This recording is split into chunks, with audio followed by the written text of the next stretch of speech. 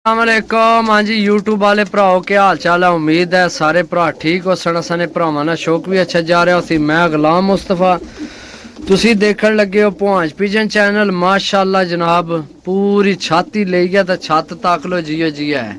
ये थल्ले यानी खुले फिरने वाले कबूतर ने। तो भाई ने चैंपियन कबूतर भी बेचन जनाब। जेठ च उड्डे डाए मोहर वाले घर ने पट्ठियां पट्ठे जनाब। सैटअप उन्हें जोड़िया ला उधर सी रखे।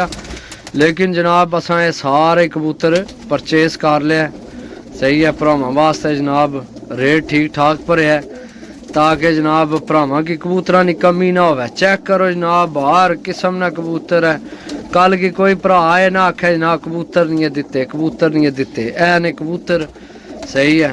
तो गिनती है को नहीं की क्योंकि भाई ने शौक सी गिनती किते उन्हें तो फिर तो होर हिसाब सी। सही है। तो बाकी गिनती को नहीं किते जनाब हूँ गिनसा तो फिर पता लग सी जनाब कितने कबूतर हैं। सही है। तो जिस भरा की चाहे नहीं होवन पहला तो जनाब चैनल की सब्सक्राइब करें तो बैल की लाजमी दबाना है, आल तक क्लिक करना है ताकि जड़ी वीडियो लगाइए थोड़े तक पहुँच सके।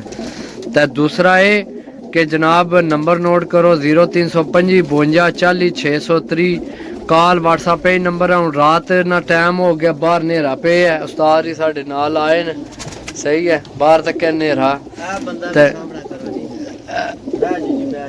लो जी है भाई भाई साजिद आए ने। भाई साजिद ना कबूतर काट के दिते कबूतर ने पुत्र काट के दिते। तो ये जनाब इन्होंने मेहरबानी ना छत लैके दिती है। सही है।